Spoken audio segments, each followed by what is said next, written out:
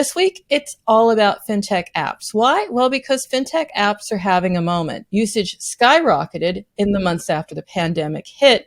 That new habit is here to stay, but there's also the question of how to engage and retain FinTech app users. Now, my guest today is going to tell us about his new FinTech app offering and how his company has designed it to appeal to an audience that literally knows no borders. It's exciting because there isn't another app like it out there. And he's exciting because he has a proven track record for accelerating growth in world-class companies, including Machine Zone, 21st Century Fox, Elevate Labs, and he has a strong background in creative and quantitative marketing across 3 continents, which he now brings to Times Internet, the global internet and entertainment group, where he is launching, as I said, a new FinTech product for immigrants. Vivek Girotra, Vice President of Growth Marketing, Times Internet. It's great to have you. I have set you up. We know all about you, but let's dig a little bit deeper into your company. First of all, Peggy, thank you for having me on your podcast. It's great to be here. So Times Internet is the digital arm of the Times Group, which is the largest media company based out of India. Times Internet has a large portfolio of products with 550 million users between them. I'm personally part of a smaller special ops team in the US that is focused on building out a neobank for all the Indian expats who live outside the subcontinent. That is an interesting approach. It's like a transnational app. You want to introduce a borderless experience. How are you approaching this? So, the approach, as with building any product, you follow, you call it design thinking or, a scientific method, right? You first do your research on the audience, understand their habits, their pain points. You define the problem areas that you want to address. You ideate on different solutions. You design a prototype or MVP, as you might call it in Silicon Valley parlance, and then you test it out live with the audience. So in that sense, we kind of drill down to 3 products that we think will have very clear resonance with the 40 million people who have Indian origin and don't live in India anymore. So the first is money transfer. The amount of money transferred to India from outside the country per year as of in 2021 was $120 billion. Wow. Out of which 18 billion, 1/8, was from the US alone. So, this is a large market in and of itself. And that is going to be our first product because this is an industry where the product has a demonstrated need and proven solutions out in the market. The second is what we're going to do is we're going to launch the most rewarding bank account and debit card that rewards you for purchasing goods that are from India, are owned by Indian businesses, and transacting on basically the brands and products that you love. There isn't anything like that in the market right now.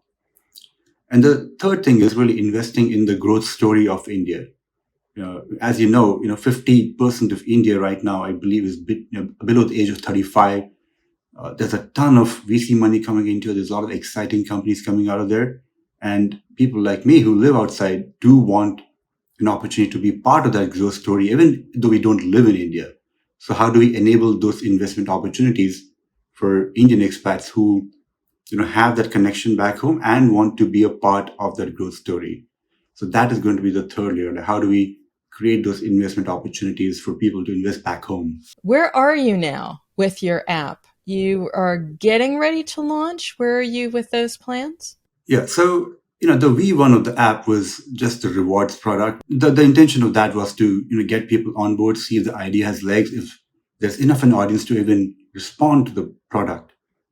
And since we saw that idea had got some traction, we raised another round internally from the Times Group, and we are actually close to launching the beta of the neobank. So we will be going live with a test group of 500 users in December, and we should be ready for the main launch by, I'm going to regret saying this, February next year.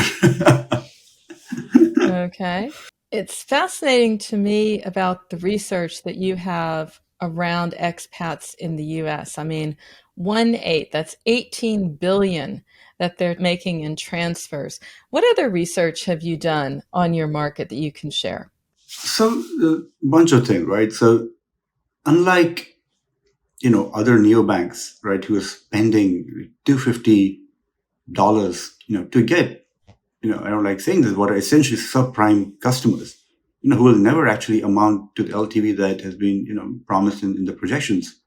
Our customers are in a very different bracket. The average Indian household in the US has 2x the median household income. These users are also, I believe, 79% more likely to have an advanced degree. So the audience we're talking to is, a very sophisticated, savvy H&I audience, and we have to keep that in mind as we design the product and build out our marketing. The second thing is, we always talk about expats slash immigrants as just one nebulous form.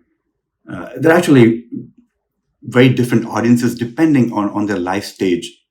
So broadly, from research, we found there's 4 life stages, right? So there's one is the student, right? Someone who's recently entered the US, is studying, doing their undergrad or grad school. They're not going to transfer money back home to India. They just got here. Then you have the recent working population, where they've just started to work recently in the corporate workforce, and they've started to accumulate some savings. So their use cases and needs are very different from the student. The third one is the more naturalized immigrants who've been here for 10 plus years. They're more acclimatized to the environment. They've sort of imbibe the local cultural norms, and they're the key demographic where they have the money to send back home and invest in India. The fourth one is the first gen immigrants, the people, the kids who were born here to immigrant parents. They're a complete different set of audience, because their connection with India it's pretty loose. It's more, to be honest, like a costume than necessarily a deeper connection. So really understanding these 4 different groups of immigrants by life stage, and creating products or features that correspond to their specific problems and needs is what is going to be key to making us succeed. And you have these different audiences, and it's always going to be about storytelling that appeals and resonates with your target audience. Now, you have a bit of an advantage, really, if you think about it, because of Times Internet, which is a media company. So if anyone has content, they certainly do, and they have 550 million monthly users. Tell me about the ties between the two and how that's going to impact your content, your storytelling. First, let me give you some background. Okay, so the last decade was the decade of building in fintech, where the traditional verticals that existed within fintech were disrupted by technology and modularized. And now in the 2020s, everything is an API. So anything that you create as a technological differentiator, chances are within 6 months it'll be copied by someone else, because the underlying technology already exists in some form. So what really happens is that fintech apps have become customer acquisition machines for the underlying bank. And the key differentiators here then become: one, how clearly can you nail the use case for your specific audience? Two, the user experience, how seamless and frictionless can you make it for the users to be and transact on your app? And 3 is just the distribution, right? That is frankly the biggest cost and pain point for any fintech app out there. What helps us, obviously, from being part of a media empire is 2 things, right? One is just the free media outlay, right? We are getting a lot of media buys and exposure through the different Times media properties, which across domains, right? It's not just digital, it's TV, it's print, it's radio, it's outdoor, across different countries. And the second thing is we're also doing product level integrations, which is, a slightly deeper form than just, throwing a banner up on the site. So for example, the Times Group actually has purchased the rights to the Cricket World Cup that is going to happen next year. So what is going to happen is, and that is going to be, on a property of ours called Willow.tv. We are going to, have a deeper level integration there where if somebody signs up, if somebody could pay for a direct subscription to the World Cup, or they could get it for free by becoming a customer of our, neobank property. Being part of a larger group that has all these different content properties, these products, gives us an opportunity to upsell, cross-sell, and, create this constant feedback loop from one app to another. And lastly, but not the least, right, there's just the brand goodwill, right? The Times of India is a 180 years old brand. The amount of implicit goodwill and trust that is present just as a result of being part of that group, that factor cannot be discounted. Thinking about also the larger strategy, we don't see it too much in the West yet, but it is very popular. It is the phenomenon of the East, and that's the super app. You have one destination. It can be, about commerce. It can be a wallet. It can be ride sharing like Gojek. You're delivering everything all of a sudden. What's this play look like for you? The honest answer is TBD.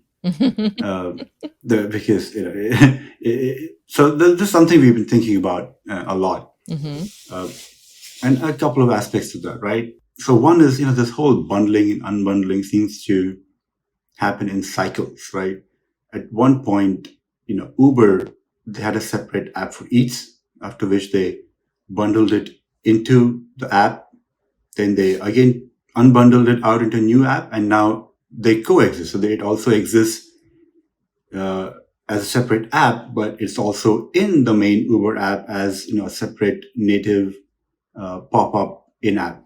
So I think the market as such, it kind of keeps going into the experimental waves, and it's not quite sure where the market will land when we are ready with multiple products.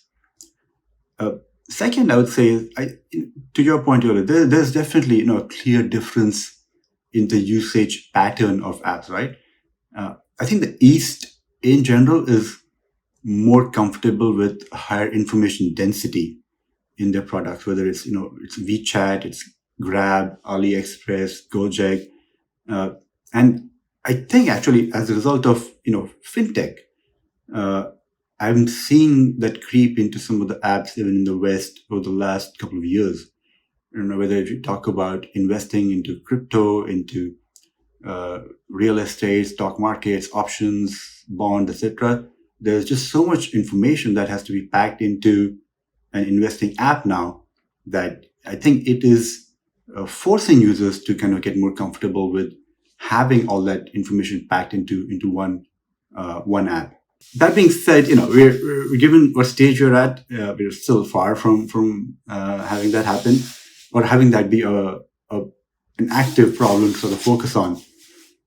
So really, our goal right now is to find one product, make it succeed, and then add adjacent verticals as we start to scale out and want to increase the LTV of our offering. Let's stay with that for a moment. Also, your strategy. I mean, it's a brilliant move to align yourself with Cricket, because those are diehard fans. They're going to want to have access to the games. And hey, they may actually therefore convert and use your product as well. And we've seen FinTech really leave its mark on even the Super Bowl. I'm thinking of the QR code that we had to watch, increasing installs of Coinbase, the app by 3x. What does that tell us about the factors that really rocket brand awareness and ultimately performance for FinTech apps? To a large extent, right? I think, the macro situation is what drives FinTech adoption, right? So we're the last 2 years was the party, and this year is the hangover. We're paying for the excesses of all that we did in the last few years. A little bit too Uh, much crypto. Yes, I see it.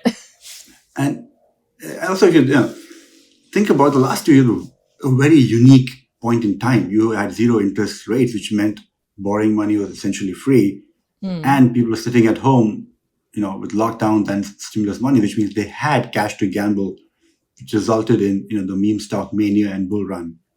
And that is drying up now. Like if you look at NBA Top Shot, right, the Dapper Labs product, in February 2021, they did $224 million in revenue.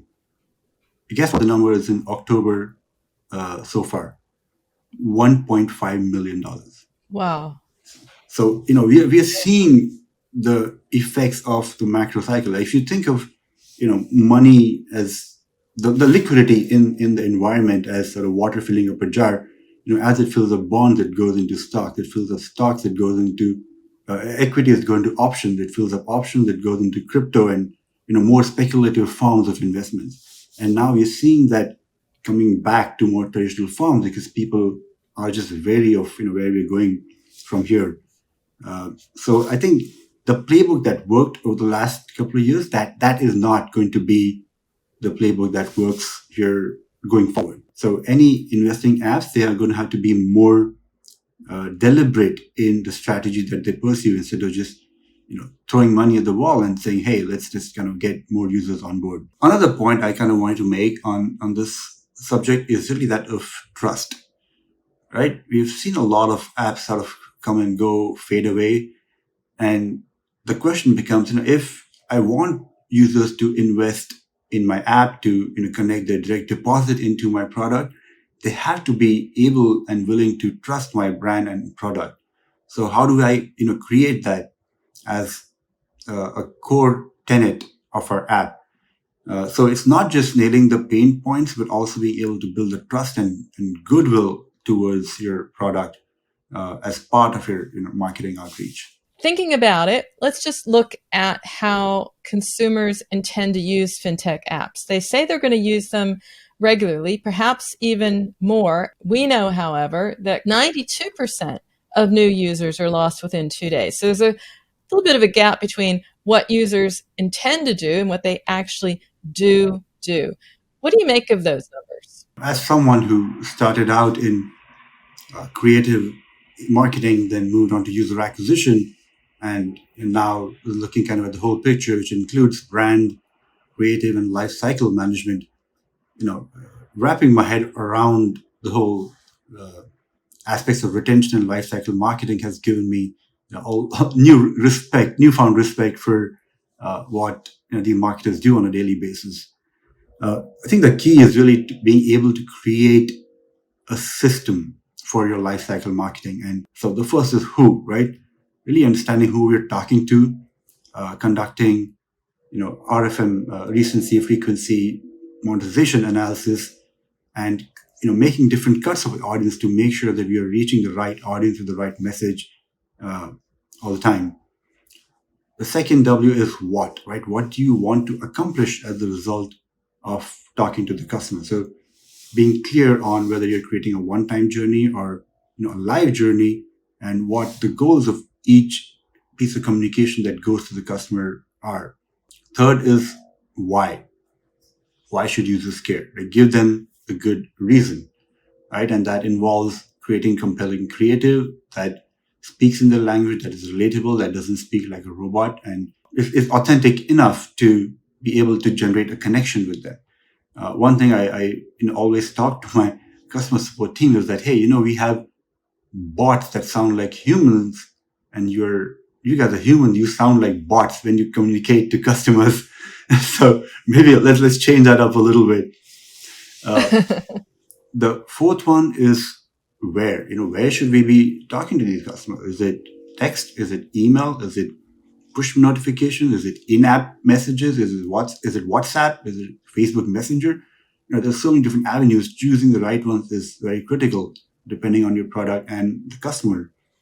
The last W is when. Really, when is the best time to talk to these people? I think that itself offers a lot of, between these 5 Ws, there are just so many permutation, combination, and choices to make that the role of lifecycle marketing becomes extremely critical to achieving those conversion rates that we spoke about at the beginning of the segment.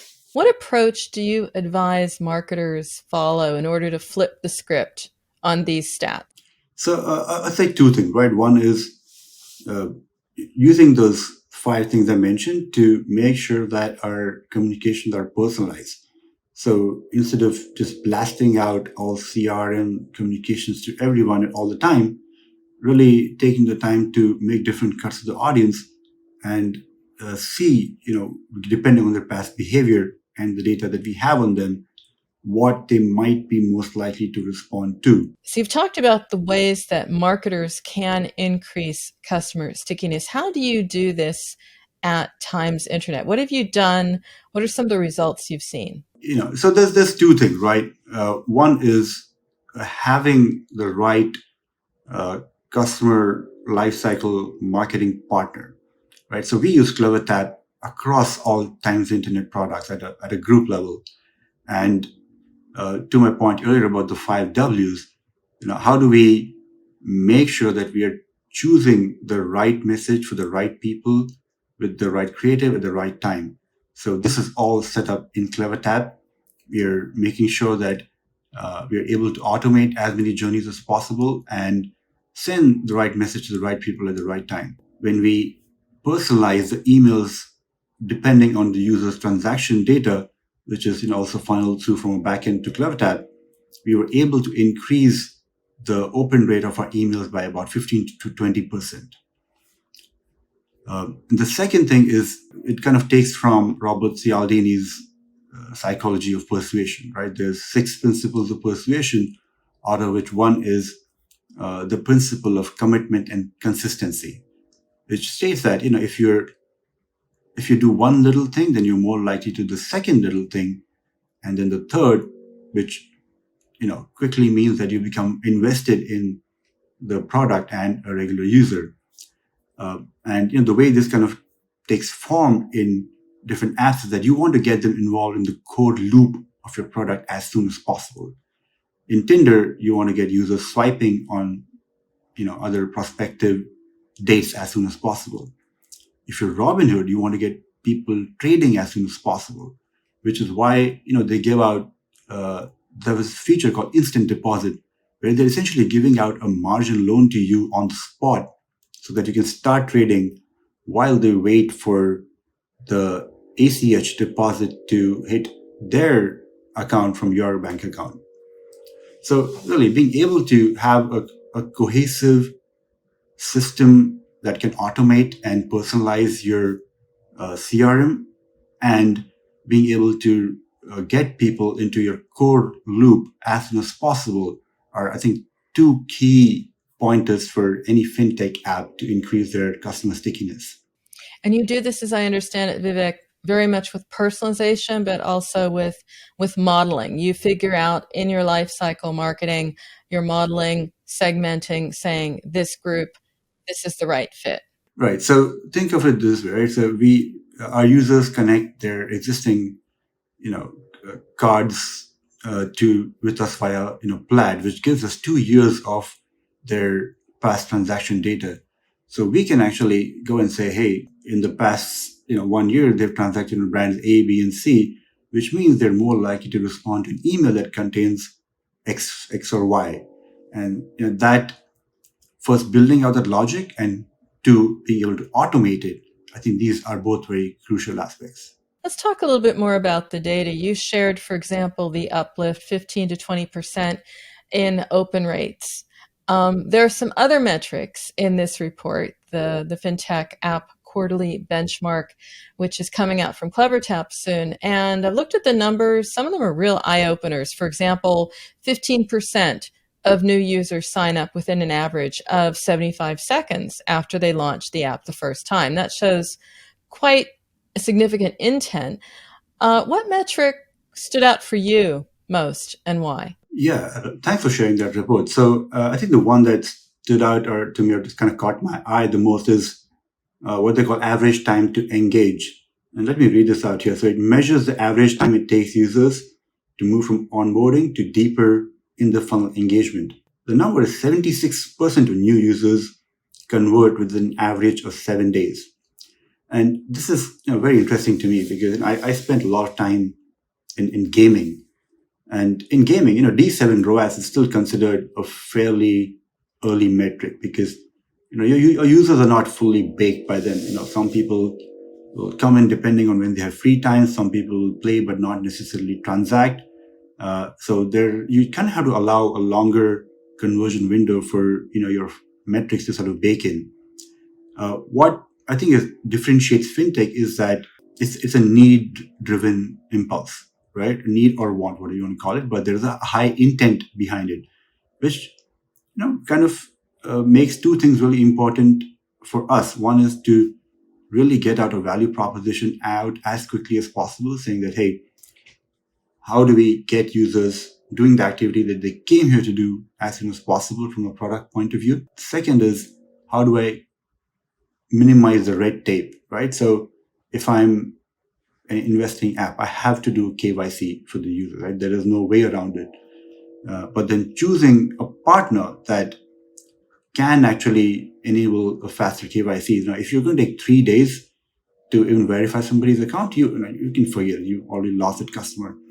So fintech, right, because just of the regulatory environment it operates in, also has a lot of external dependencies, which make partner selection extremely important in this realm. We talk a lot about the performance and the metrics that matter, but it's also about brand. We saw that, as I said, a lot of that was at the Super Bowl, right? Number of fintech app commercials and spots, and it was all about strong brands, strong presentation, because if they're strong, that cuts through the noise. It also delivers a memorable, valuable experience.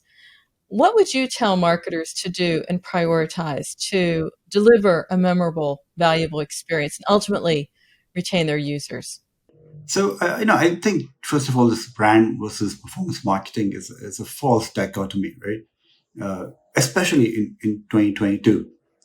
The way I see it is, performance marketing is the larger umbrella approach, and out of which digital marketing is one thing, and brand marketing also falls under it. If I had to break down, performance marketing, like the core tenets of it, just on say first principles, right? What does that even mean, right? So it's being, careful and considerate about the targeting that you're doing. Managing your budget outlays carefully with an eye on ROI, having a compelling creative that is attention grabbing and resonates with your potential users, having some sort of tracking and measurement framework around where you're spending your money, and lastly being able to get the feedback and measure your ROI. And as of today, these are all applicable to brand advertising as well. Especially with the advent of connected TV, digital out of home opportunities, programmatic advertising on TV. So the way I see it as, it's not something in either or. It's really, how do I do brand marketing, but with the performance marketing lens? I think that is going to be key. Like, how do we manage our brand marketing spends, but creating a targeting and measurement framework around it in the same manner as we do for all our Facebook marketing spends. I'm hearing that a lot in the industry as well, that we have to come up with entirely new metrics, blend metrics. We have to come up with sort of brand performance metrics is what I'm hearing as well. Are you up for that kind of a task? Are you up for that, Vivek, if you think about, I've got to come up with a new metric? The old ones aren't the ones. So I was actually at a conference last week, and something I mentioned there was we're going to see a culling of mediocre marketers in the next few years, and I say that with seriousness, right? Because I think last 5-6 years have made marketers very lazy. Like, the approach was being like, hey, let's throw a bunch of random creatives, set my targeting to broad, and let the outsource our thinking to the algorithms. right? And I think now we're being forced to do more with less, probably heading into a recessionary environment. So I think we are going to be forced to be more creative and operate in an environment where the indicators of success are not entirely clear. So I think that is going to be it's adapt or survive. I don't think there is really a choice in being able to create new metrics as they might apply to performance marketing, but it's not a choice in my opinion. What was the reaction when you did that, Vivek? I'm just trying to imagine a whole room of marketers when you say, guess what? Mediocre ones, you are out. And they're thinking, am I good or am I mediocre? I mean, what was the reaction to that? Were you popular after that? I would rather be what's the right word here? I just kind of like to shoot straight from the hip instead of trying to say something that people will just like to hear. And I would think that people who are being active at conferences, who are taking the effort to come and exchange thoughts and opinions, they're probably not the ones who will be left behind. An additional facet I wanted to point out is that investing in brand at the right moment. I recently spoke to someone from Credit Karma, I forget gentleman's name, but he shared a very interesting case study where, after they had achieved a certain level of success, they found that their conversion rate on affiliate platform was worse than NerdWallet, and their top of mind recall was also, worse off.